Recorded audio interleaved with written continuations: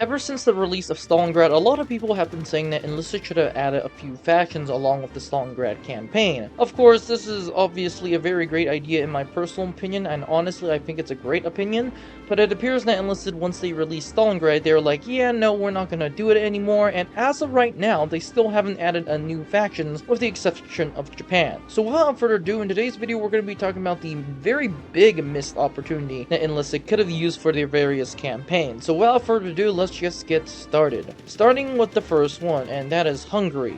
And this is practically no surprise. This, with Romania and a lot of other factions such as Bulgaria and whatnot, can be used essentially as the Axis Balkans. And I say that with a grain of salt because technically, if you really look at the Stalingrad campaign, the entire flanks was held by Romanians, it's some Italians, and of course other Balkan factions. Now, what I do have to say is that Romania is probably the best represented in-game, and when I mean the best represented in-game, I mean it's kind of the opposite because Romania only has two units. One is quite literally submachine guns, and that is a premium. We had IAR-81, and we had the Polit 633, of which I honestly do not think these are anything good, with the exception of the IAR-81C.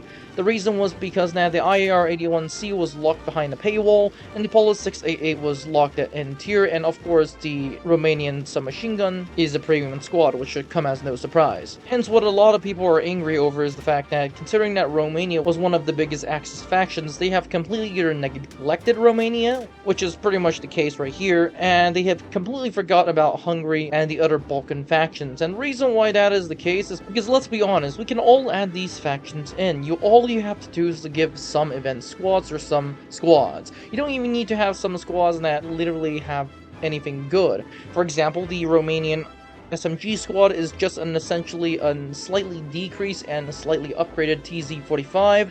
And you don't even have to mention the fact that even China has two event squads, one event and one premium to be exact.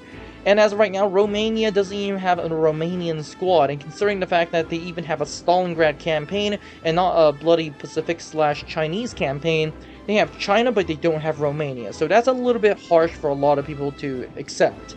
And mainly because of the fact that Enlisted right now needs a lot of new weapons, because as of right now, if you haven't noticed, Germany, Soviet Union, Britain, and the United States/Italy and Japan are running out of weapons. Not so much regarding the British and the Italians, because I honestly think they should be in their own tech trees, but Enlisted doesn't add Italian and British weapons anymore, and they're running out of German and American weapons. What they are doing now is essentially putting German and Italian weapons/British and American weapons getting close to Cold War era stuff. And hence, what I suggest is that you add some Romanian stuff, you add some Hungarian stuff, you add some Balkan stuff, you add essentially German puppet states or German allies, and give them some weapons and put them in the German tech tree, and give some essentially Romanian, Bulgarian, or whatnot squads, and call it a day. This way you can bolster the German/Italian tech tree or the Axis tech tree.